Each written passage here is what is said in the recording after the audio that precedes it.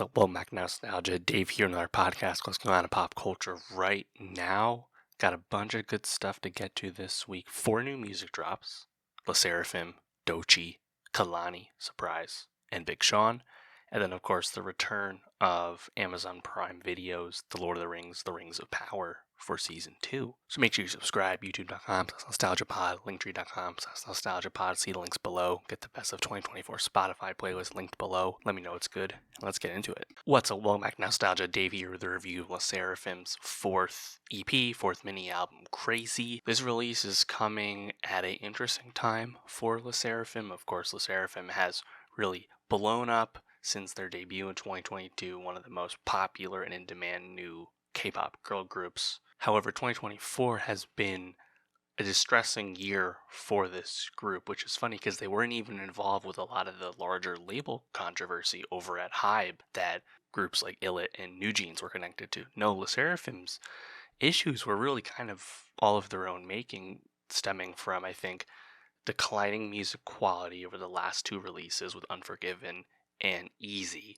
following the immense success of their first 2 releases, Fearless and Anti-Fragile. But I think even more so than that was the really disappointing Coachella performance earlier this year, where LE SSERAFIM's live vocals really came into question. Criticism got so strong and, arguably over the line to the point that LE SSERAFIM actually deactivated Instagram comments on the official account. Those comments have since been turned back on in the lead up to Crazy, but I think a lot of LE SSERAFIM fans and just general K-pop observers have really been curious about how the group would bounce back from this. And I think on the surface, you look at Crazy, the single, debuting to the strongest Spotify streaming number debut of any K-pop girl group song this year, which I think is pretty significant considering aespa, New Jeans, Twice have all dropped this year. So popularity seems to be there on its surface, although I think the physical sales over in Korea maybe are slipping a bit. But I think overall the popularity of this group is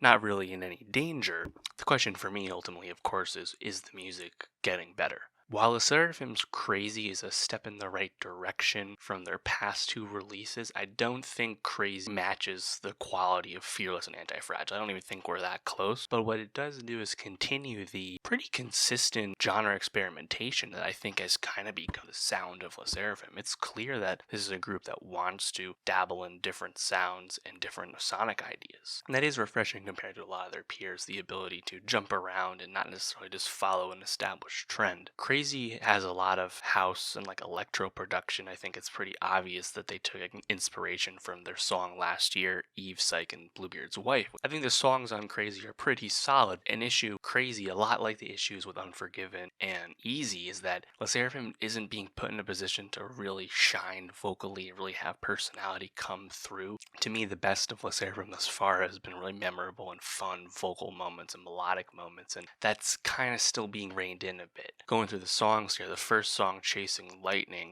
of course it's an intro song, really bass heavy electro beats, setting that vibe, getting us acclimated to what's to come. A lot of talking back and forth, kind of fun for an intro track. Track 2, of course, is Crazy, the title track here, big house speed. I love Chaewon on the first verse. The chorus on this song, though, ultimately it's very minimal. It's a short hook and then the dance break, and I think that chorus just isn't crazy enough. It's just simple, it's safe, it's slender, and I just would have liked more pop on that. I think lyrically they're nodding to ballroom and drag culture. I don't really know how convincing of a messenger LE SSERAFIM is when it comes to making a song in homage to that. Nonetheless, I do think it's kind of cool that they took a new approach with the choreography on this song, doing voguing for the first time. I think this is better than Easy, but I don't think it's I think Crazy as a song is better than Easy, that's for sure, but it still comes across as a bit safe to me. The next song, Pirot, I think this beat's quite fun. The verses, I think solid use of autotune on there for the most part. The chorus is definitely better on this one. And you have this kind of choir harmonizing out of nowhere, I guess almost nodding to Yeonjun's roots, doing theater when she was younger, I'm not sure. But I think that song's pretty good. And then track 4, 1-800 Hot and Fun, I also think this is better than Crazy. This song was nodded to by LE SSERAFIM at Coachella earlier this year. They actually performed at least some of it in its unreleased form. And this song, of course, has rock. It's guitar going hard, and honestly, Dreamcatcher vibes for sure. I actually think it goes pretty well. I think it's the best chorus on the whole release easily because it's the most fully formed one, but also has, I think, the most fun and like carefree lyrics on the whole album. It's not lost on me that 1-800 Hot and Fun, which of course has plenty of English lyrics. Collaborators include Blood Pop and Omer Fedi, of course, Western producers, stood out to me. And then the last song, Crazier, is an outro ballad. Really sounds incredibly out of place, in sequence on this release. Not something for me. But yeah, I think, again, step in the right direction for the SSERAFIM. I still am yearning for the early stuff. That's the sound of theirs that I like the most. I feel like I say this a lot with K-pop music, but really looking forward to a full-length album from this group. The Unforgiven album doesn't really count, considering most of that was already released material, so we've really gotten 5 consecutive EPs from this group, so I think it's time for something fully formed and, as an artistic piece, probably next year. I also think next year SSERAFIM will tour the United States, it sounds like, so that's exciting. But yeah, let me know, what did you think of SSERAFIM's Crazy? Do you agree it's not as good as their best stuff, but still better than some of their recent output? Where you landed with that? And for more music reviews, more K-pop reviews, subscribe, and I'll see you next time. What's up, Womack Nostalgia? Dave here with a review of Kehlani's latest mixtape, While We Wait 2. This is, the follow-up to While We Wait from 2019, but really it's the follow-up to Kehlani's last album, Crash, which came out earlier this summer, just a few months ago. While We Wait 2, unsurprisingly, was a surprise to us. There was no album rollout for this. This was announced just before it was coming out by Kehlani theirself. Kehlani is about to go on tour in support of Crash and has told us directly that While We Wait 2 was conceived of and created in a 2-week span. So by its very definition, this is a low-stakes release. We shouldn't be putting too much expectation on this. Of course, low stakes does not mean low effort. I think, like all Kehlani releases, there's a lot to admire and enjoy about the project. While We Wait 2, to me, it's like a mixtape would suggest, just kind of a smattering of songs. There's stuff to take from here, stuff to leave behind. 14 songs, 52 minutes. A bit long for my taste, but there's certainly some highlights on here. I think artistically, of course, you should listen to Crash if you want something a bit more cohesive. But While We Wait 2, for the hardcore Kehlani fan, the R&B fan in general, I think there's certainly things to enjoy here. This is not a mixtape that's going to change your opinion on Kehlani one way or the other. This is just kind of more Kehlani music. Track 1, Love Like, super upbeat bass. I mean, honestly, that's my favorite variety of Kehlani, is a song like that. I think when Kehlani gets a bit slower, a bit softer, a bit balladier, of course it's good. Kehlani's a great singer. The voice is very full all the time. But I think when stuff's a bit more upbeat, that's when it's really in my wheelhouse. I think to the single from Crash earlier this year, After Hours, to me that song's absolutely spectacular. Whenever Kehlani can approach a song like that in terms of really big melody, that's when it's really for me. When he's not there, the song Wet Lucky Day, I think the auto-tune on the chorus really stands out. Single, Single, very bouncy. Love the way that song builds with the drums. No Better, featuring Lil Mo and Vince Staples. Great bass drum. I think the Vince feature fits really well. Great combo between the two of them. Border. This is probably the strongest singles, the strongest vocals from Kehlani in the whole release. Just very front and center, in your face. Great singing. Around, another highlight of mine, quite upbeat again. The drums really going crazy on that one. I thought Ballin' was a bit solid as well. And then from there, I think the tape kind of fades out. Like, I didn't really care for the 8 Flow remix. Like, 8 was on Crash and didn't even love it that much at the time, to be honest. Then After Hours, the Ludmilla remix, I mean, the original song is great as is. We don't need any touch-ups on that. So yeah, I think, like, there's not like a, anything super groundbreaking about this, lyrically, message-wise, sound-wise. Again, I point you back to Crash if that's what you're looking for. This is a surprise data dump release in a sense, but not really because it was recorded new. And that's what's cool about it, is that usually when you get something like this, the surprise extra release, it's like the deluxe leftovers, but that's not what this was, and that's cool. Let me know, what did you think about Kehlani's mixtape While We Wait 2? What was your favorite song on it? And for more music reviews, subscribe, and I'll see you next time. What's up, welcome back, Nostalgia. Dave here with a review of Doechii's third mixtape, Alligator Bites Never Heal. This is Doechii's first long release of any kind since signing to TDE, her last EP, first on the label back in 2022, so it's been a middle bit. But of course, Doechii had a very successful 2023 off the strength of her massive single What It Is. That's one of those crossover hits that gets big on TikTok but is really great in its own regard and has some radio success. The big No Scrubs sample helping it for sure, but honestly, just one of the best songs of last year. Certainly made my honorable mentions for the top 10. And What It Is, and it being so successful, just not something I had been expecting from Doechii, because Doechii had come up and signed to Top Dog Entertainment because she's a great rapper. So the fact that she made a song with also great singing in it, I just wasn't expecting it. Alligator Bites Never Heal confirms to me that Doechii is now one of the premier artists on TDE and probably quite primed to lead this label's success in the future alongside SZA. Between What It Is last year and continuing her really diverse rapping skill on this new mixtape, Doechii is a very versatile rapper and just quite impressive. There are tons of songs I love on this mixtape. Long, but it's never boring because there's so much variety. And anyone who called Doechii a TikTok rapper simply wasn't paying attention, because she had rapping bona fides this entire time. That's why she signed on TDE of all labels in the first place. But there's just so much energy and there's so many excellent songs on this. It's one of my favorite rap releases of the year. I was also quite surprised that, Alligator Bites Never Heal, a 19-song mixtape, a song that's not on here is one of Doechii's singles from earlier in the year, Alter Ego, featuring JT from City Girls. That's a song with such energy, this pulsing bass, this crazy chorus, this awesome flip. Love it. And yet it's not even on this tape. I was a bit surprised. Going through the tape, though, on the songs we did get, of course, I think the production stands out for the most part. A song like Bullfrog with some really simple snares, not getting in the way of Doechii rapping.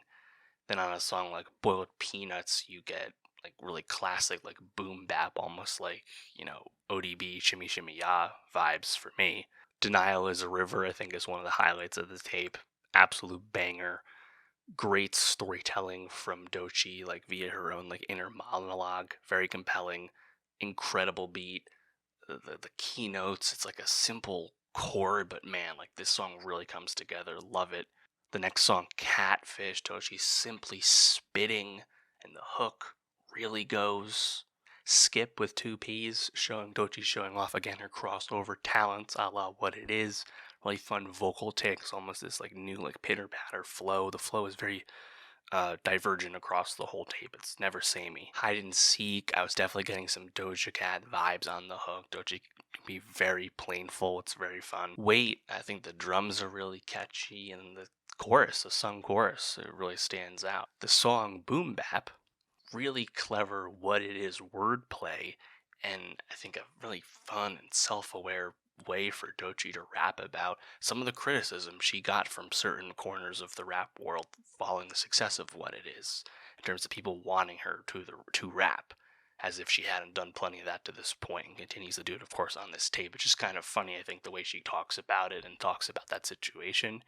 And then I think a quite amusing Get Top on the Phone outro. Of course, it's a Kendrick reference. One of the singles to the tape is next, Nissan Altima. Great keys, absolutely fire song. The hook, the flow, a bit similar to Alter Ego, but I think that's another absolute banger from this. So good. GTFO features Cunt Fetish, some name, but I thought the understated flow from Fish there was a pretty fun, nice contrast with Doechii. Yeah, like many tapes, maybe gets a bit long, 47 minutes, 19 songs. Obviously, not all of them hit, but I think the fact that there's so much variety there, and when the songs do hit, it's on the strength of sheer like rapping and vocal talent. That's what's really impressive about it. Is this like the technical skill is here, the ability to make songs you want to listen to again, fun storytelling, self-awareness. I think it's really everything you want from just a mixtape. And I think Doechii, man, like, I was pretty excited after what it is, just because that was something I hadn't seen coming, hadn't considered from her career and her, skill set. But now, following that song, following this tape, in terms of, again, how diverse the sound continues to be, really curious about what's going to be next, just because it's really hard to say. And that's exciting. And I think, again, you think about TDE, and obviously SZA's a massive artist and the leader of that label now post Kendrick Lamar. Apart from all the black hippie guys who have been there a long time, I think Doechii's next in line to really push forward, especially from a commercial sense now, following what it is, And some people would point to Isaiah Rashad. Personally, I don't think the body of work has ever been there, to be honest. That's a bit of a hot take, I guess, but Doechii, I think, is certainly the present and future of this label, and that's quite exciting. I think in a certain sense, people questioned TDE's viability post Kendrick Lamar, but I think we can kind of put that to bed. But yeah, let me know, what did you think of Doechii's new mixtape, Alligator Bites Never Heal? What was your favorite song? What was your favorite moment? And for more music reviews, more rap reviews, subscribe, and I'll see you next time. What's up? Welcome back to Nostalgia. Dave here with a review of Big Sean's 6th album, Better Me Than You. This is still on Def Jam, but Sean's first album since he left Good Music, of course. This album has also somehow been 4 years since Detroit 2 came out, his previous effort, so it's been a bit of a long time coming, and I think it actually ended up being a little bit of a longer wait because we pushed off the original release date following an unfortunate leak of this album in an original form not too long ago. But now we have the album,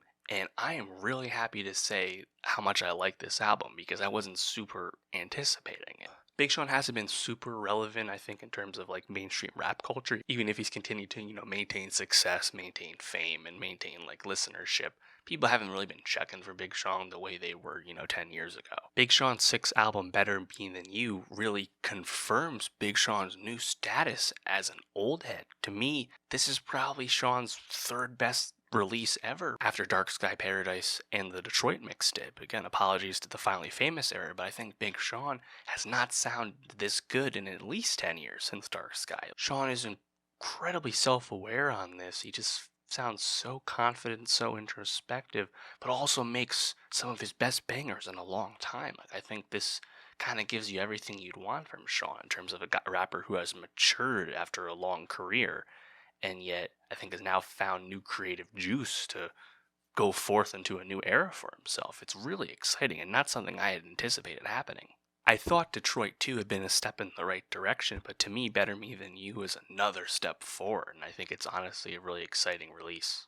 21 songs, 66 minutes. It's long. We definitely could have cut some stuff here. There's a few skits. Nonetheless, going through the tracks, Pressure and then Iconic, the first two, both just go really hard. It's just fun to hear Sean going hard again. I think the next song, Typecast, again, super hard. The bass really comes out on that too. Track 4, Break the Cycle with Charlie Wilson. You have Sean, I think, really expertly rapping about his young son and what he wants to do and provide and teach this young man to be, and it ends with a voicemail message of some kind from Dwayne "The Rock" Johnson, of all people. Wasn't expecting that part. Who You Are, Superstar.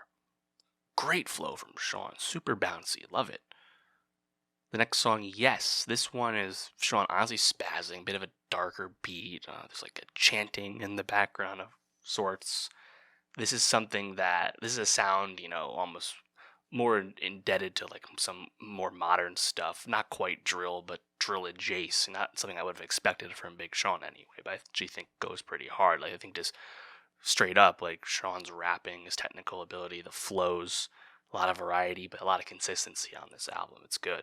It Is What It Is, featuring Gunna, multiple flows from Sean, quite impressive. Thought Apologize was pretty solid. On Up, another highlight for me, very fun flow from Sean, a bit more soulful on that one. Black Void with Thundercat and Eric Allen Kane, another different flow from Sean, kind of like more of like the pause type style. It's good. This and That, featuring Bryson Tiller and Kodak, monster highlight for me. This is classic Big Sean to me. This is everything we've ever wanted and enjoyed about Big Sean as a rapper. This song is awesome. And on top of that, the Bryson Tiller feature is also my favorite version of Bryson Tiller. You know, that's like Trap Soul Bryson on that. I mean, that song is great. I think the Kodak feature is a bit superfluous, didn't really add too much more for me, but honestly, that song knocked me out in terms of like, wow, like that's how Big Sean used to make me feel. It's been a minute. I love this one. Get You Back featuring Cash Cobain, the rapper, the producer of our time right now. Honestly, Big Sean, he did Sexy Drill pretty well. I think lyrically he's pretty, competent at it. You know, it's funny, like someone like Big Sean working with Cash Cobain, like when J. Cole and him linked up a few months ago, maybe raise your eyebrow when someone a good, 10, 12 years older than Cash Cobain's trying to hop on Sexy Drill. I don't think Cole was too successful at it, not really his lane, talking about sex and whatnot. Big Sean, though, the guy who made Dance Ass, unsurprisingly, pretty decent at it. Certified, I thought this one had a honestly kind of unique beat, just like hella reverb on this one, a bit different anyway. Precision, another highlight for me, super hard, once again from Sean. Love the horns on this one. I wish the last song, Together Forever, popped more just because it's an Alchemist beat. Obviously, you always want Alchemist and whoever he's working with to really shine. Not always the case, nonetheless. Yeah, I think like even though I had been largely positive on Detroit too, I'd kind of written Big Sean off in terms of someone that ever was going to like truly care about and be excited about again. And yet, this album really feels like a fresh start, but not just like a fresh start, like pat on the back type album. Like there are highlights on this, and I'm super confident saying like this is his best music since Dark Sky Paradise and some of his best music ever. And I think this new, more mature, more confident, more secure Big Sean is really exciting. Moving forward, I mean, obviously it'd be cool if him and Janae made another 2088 album. Maybe one day.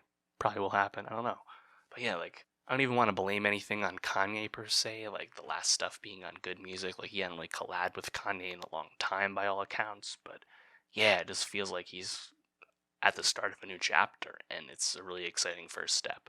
But let me know, what did you think of Big Sean's latest album? What was your favorite song? And for more music reviews, subscribe, and I'll see you next time. What's up, Well My Nostalgia? Dave here with a review of The Lord of the Rings, The Rings of Power Season 2, premiering its first 3 episodes on Amazon Prime Video. It's been 2 years since Rings of Power was last on our screens, and I think Season 1, despite a lot of controversy, some of it earned, a lot of it not, I largely enjoyed Season 1 for what it was. I thought it was a pretty effective setup and a fun introduction to revisiting Middle-earth in a different time. Of course, this series set in the Second Age, long before the Peter Jackson films and Lord of the Rings book series. And despite my, general enjoyment of the series, it did seem to be a pretty polarizing and I'd say kind of unsuccessful start to this series. And I think part of that is due to expectations and hype that have been laid upon this. Allegedly, Jeff Bezos wanted this series to be Amazon's Game of Thrones, thus setting the bar incredibly high. The price tag Amazon spent both on production of the show and securing of the rights to even create it in the first place. And of course, the rights they did secure is not the entire, Tolkien IP. All of that's long been established at this point, but I think what was most concerning about Season 1 was the fact that the show was not as popular as the most expensive show Amazon's ever created should be. And according to Kim Masters at The Hollywood Reporter, someone who actually knows things, only 37% of people that watched episode 1 of Rings of Power Season 1 actually completed the series. And you think that for a big show, blockbuster show, you want that number to be a lot higher than that, obviously. I think what's most unfortunate about The Lord of the Rings of Power Season 2 is that through the first 3 episodes, Season 2 isn't doing a whole lot to right some of the wrongs and shortcomings of Season 1. I don't think this is a series that's particularly inviting to someone who's not very invested in the Tolkien lore. While I think the world building is quite successful, I like the production design, I like the style visually of the series, we're still lacking in, I think, consistent character development on a show that's this sprawling. There are storylines that are a lot less successful than others on this show. Me, as a big fan of Middle-earth, I can see where things are going, and I recognize characters and plot points and references, and that excites me as like a big fan. But I think to people that are more casual observers of Lord of the Rings and whatnot, there are still aspects of Rings of Power that are going to fall a bit flat, and that, unfortunately, I think the grace period with this show is beginning to run out. I of course am already like in and invested in the show, so like I'm not really speaking for myself here, but just more about like broadly like where the show is going to go, what's going to happen. Like I was really reflecting on what season one. A lot of the most interesting things about it as a big fan to me all revolve around seeing things happen that I already like know about, right?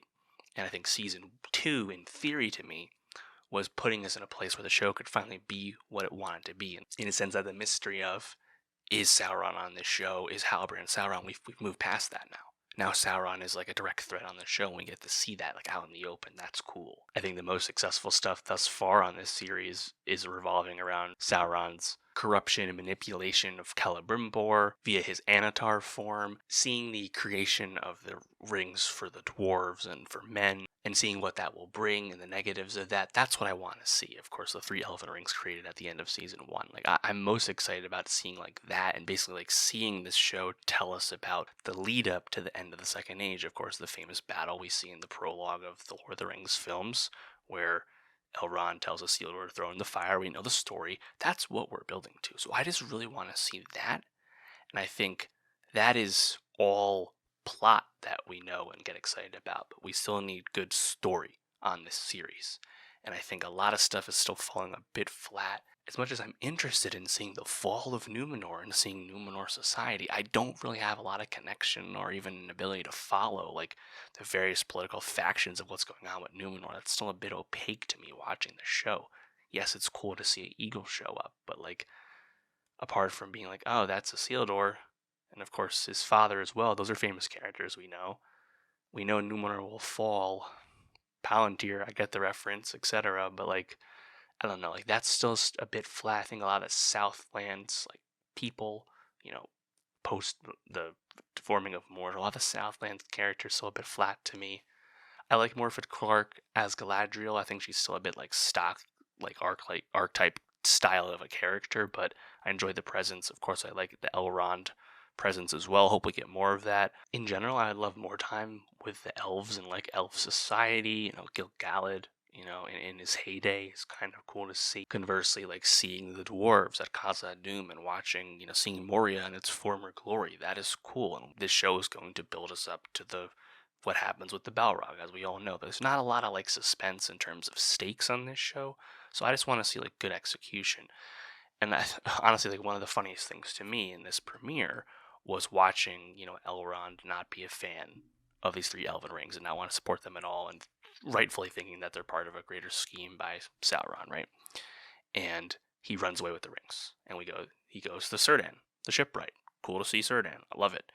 The thing is, like, I already know that Gil-galad, Círdan, and Galadriel will get these 3 rings, and when Gil-galad dies, he gives his ring to Elrond, or Elrond gets his ring, right? So like, I just know like that's like a stakeless like minor conflict on the show, And yeah, you can have that in there for people that don't know that, right? The more casual viewer, but I just don't feel like enough of the show is inviting to the casual viewer that it's worth even keeping something like that in, I guess.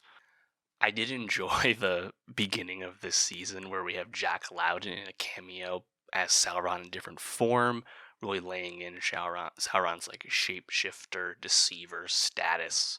Of course, building us up to him assuming his Anatar form to start controlling Celebrimbor.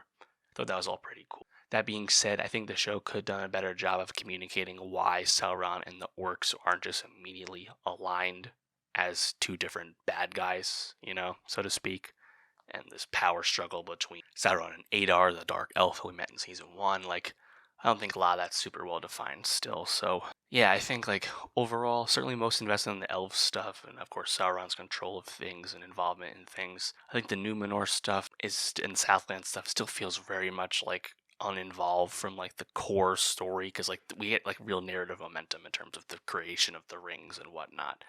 And if you're not directly involved with that on the show, it feels a bit superfluous, or at least like detached right now. I think you can certainly say that about the Stranger and the Harfoots, and we do seem to be getting some momentum about like who is the Stranger going to be. It's very clear at this point from the end of season 1 into now that he is an Astari of some kind. Is he a wizard we know? Is he a different wizard?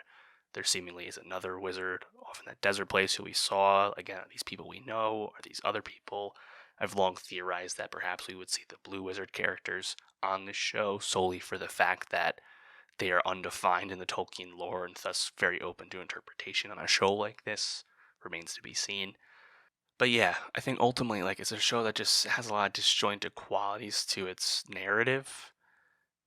So certainly things I like, certainly things I enjoy, but I'm having a hard time investing in all the storylines and threads equally. And I think that's something that, Game of Thrones, House of the Dragon was able to really masterfully command in a way that the show still hasn't figured out. So I'll be very curious about the show's continued reception, continued popularity in terms of viewership, because Amazon feels so pot committed to creating this, right? Like, surely they're going to see this through to the end. I certainly would hope so, right? They stuck it out with Wheel of Time as well, despite not that show not lighting the world on fire either. So you would think Amazon, given its wealth, they could handle this, but I'd encourage people to read the Kim Masters article that references things going on at Prime Video, and that's where that 37% figure came from, because I think not all things are well at Amazon in terms of how things have been going, budgets, quality, etc. A lot to dig into if you don't know.